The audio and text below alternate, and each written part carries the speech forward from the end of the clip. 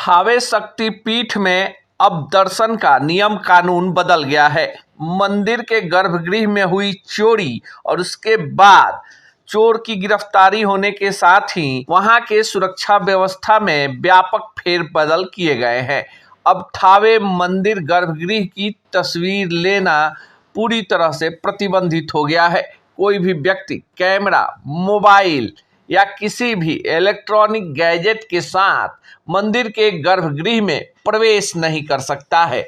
आपको बताएं कि मंगलवार को गोपालगंज पुलिस ने अपने विशेष दस्ते के साथ गाजीपुर से दीपक राय को गिरफ्तार किया। दीपक राय पहले भी मंदिरों में चोरी के आरोप में जेल जा चुका है।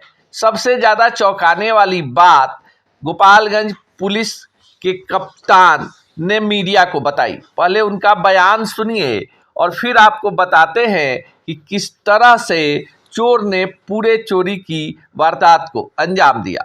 17 और 18 की रात में दो चोरों के द्वारा थावे भवानी के मंदिर में मुकुट, हार और कुछ और अन्य आभूषणों की चोरी की गई थी।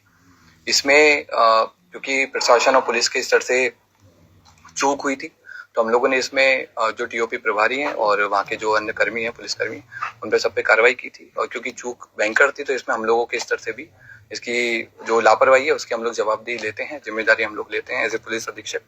हम लोगों ने इसमें, क्योंकि घटना काफी संवेदनशील थी, तो हम लोगों ने कई सारी एसआईटी बनाई गई थी और लगभग 12 के आसपास टीम्स अलग अलग बिंदुओं पे काम कर रही थी। कुछ स्थानीय लोगों पे, कुछ दूसरे जिलों के, दूसरे राज्यों के क्रिमिनल्स पे भी काम किया जा रहा था।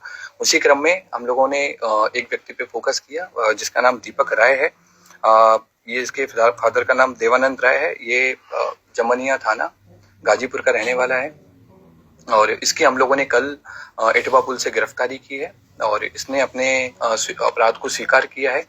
इसके द्वारा पूर्व में भी कई सारे ऐसे मंदिर चोरी में अपराध किए गए हैं।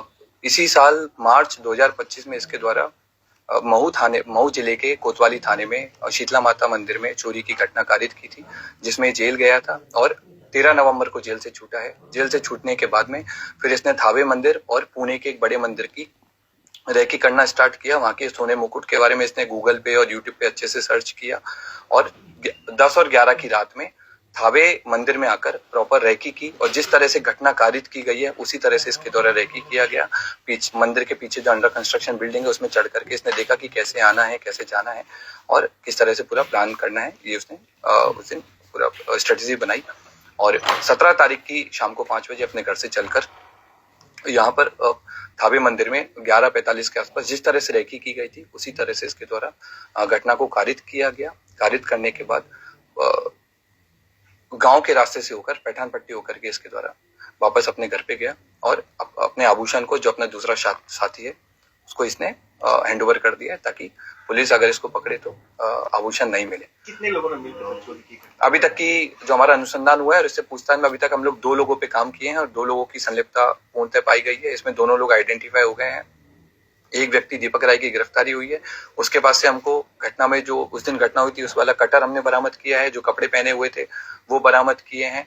फोन बरामद किया है जिसमें उसके द्वारा थावे मंदिर के बारे में सर्च किया गया है और घटना कारित होने के बाद में भी उसने सोने की डिटेल PI 916 के बारे में पूरा उसने पढ़ा है। और इसके बाद में हम लोगों ने उसके जो रेकी के टाइम पे जो जूते पहने थे वो जूते हम लोगों ने बरामद किए हैं। रेकी के टाइम में जो बैग यूज किया था वो बरामद किया है। जिस बाइक से वो लोग घटना करने आए थे वो बाइक भी हम लोगों ने आइडेंटिफाई कर लिया। जल्दी भी हम लोग उस बाइक को भी बरामद करेंगे। को अंजाम दिया था, क्या ये पेशेवर था, क्या किसी मूवी से प्रेरित था, या फिर इसे कैसे पता चल पाई कि मंदिर में यहाँ हार है? ये पेशेवर क्रिमिनल है और इसका हम लोगों ने जब हिस्ट्री देखा है, इसका जब हमने जिस तरह के गूगल सर्चेज किया है तो उससे स्पष्ट हुआ है कि इसके द्वारा लगातार इसने जेल से छूटने के बाद भी, इवन जेल में रहने के दौरान भी इसने कई सारे मंदिर के बारे में डिटेल प्राप्त की है। जेल से छूटने के बाद में कई सारे बड़े बड़े मंदिर के सोने के मुकुट के बारे में इसने सर्च किया है और क्योंकि थावे मंदिर इसके घर से काफी पास था तो इसलिए इसने इस घटना को कारित किया है। इसने कई सारी जो क्राइम थ्रिलर है, जैसे जो बिहार बेस्ड एक मूवी बनी है उस पे भी इसने सर्च किया, उसके बारे में पढ़ा कि कैसे पुलिस अनुसंधान करती है, कैसे पुलिस अपराधी तक पहुंचती है, कांड का उद्भेदन करती है, ताकि उन सारे तरीकों से बच करके इसके द्वारा उन सारे तरीकों को यूज करके पकड़े जाने से बचा जा सके। मोबाइल भी लेकर पहुंचा था?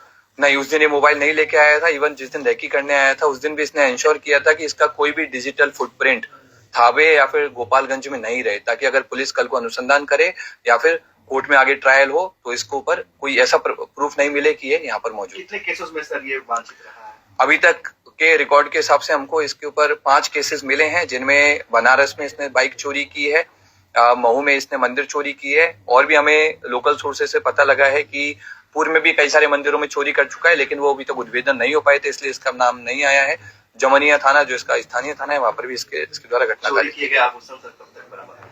हम लोगों की जो टीम्स हैं अलग अलग जगह पर रेकी कर रही है आभूषण को लेकर के, और अनुमंडल पुलिस पदाधिकारी सदर के नेतृत्व में टीम और कई सारे इंस्पेक्टर्स के साथ मिलकर के टीम कैंप की हुई है जिले के बाहर, और हम लोग की पूरी कोशिश है कि जितना जल्दी हो सके हम लोग आभूषण के बरामद किया जाए। क्या ये कोई संगठित गिरोह काम करता है या फिर ऐसे ही अपने से? ये खुद अपने आप में एक संगठित गिरोह चलाता है, अलग अलग घटना के लिए अलग अलग लोगों को कन्विंस करता है जिनको पैसे की जरूरत रहती है, और घटना को कारित करवाता है। और दिनांक 17 और 18 की रात में 2 चोरों के द्वारा थावे भवानी के मंदिर में मुकुट, हार और कुछ और अन्य आभूषणों की चोरी की गई थी। इसमें क्योंकि प्रशासन और पुलिस के स्तर से चूक हुई थी, तो हम लोगों ने इसमें जो टीओपी प्रभारी हैं और वहाँ के जो अन्य कर्मी हैं, पुलिसकर्मी, उन पर सब पे कार्रवाई की थी, और क्योंकि चूक भयंकर थी तो इसमें हम लोगों के स्तर से भी इसकी जो लापरवाही है उसकी हम लोग। तो आपने गोपालगंज के पुलिस कप्तान की बातों को सुना।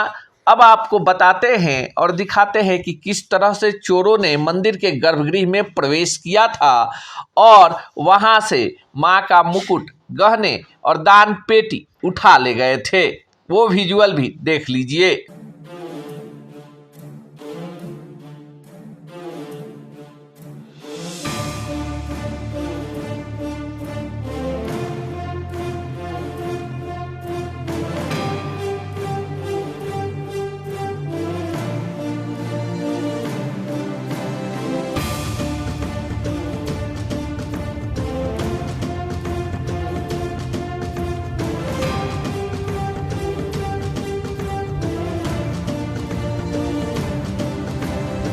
अब चोरी की इस घटना के बाद लोगों को लगने लगा था कि इसमें मंदिर से जुड़े लोगों की भी संलिप्तता होगी, पर आपको बताएं कि मंदिर का गर्भगृह बंद होने के बाद उसकी चाबी गोपालगंज जिला प्रशासन के पास होती है। चोरों ने गूगल, यूट्यूब और क्राइम पेट्रोल देखकर चोरी की घटना को अंजाम देने का स्क्रिप्ट तैयार किया था। इसके लिए रेकी की गई थी। सोशल मीडिया पर थावे मंदिर से जुड़े वीडियो, गर्भगृह, सुरक्षा और वहां के आसपास के इलाकों की महीनों रेकी की गई थी, और उसके बाद 2 चोरों ने मिलकर इतनी बड़ी घटना को अंजाम दिया था। पर अब रात में भी थावे मंदिर परिसर में पुलिस का पहरा चौकस होगा। साथ ही साथ बिहार के तमाम प्रमुख मंदिरों की सुरक्षा भी बढ़ा दी गई है।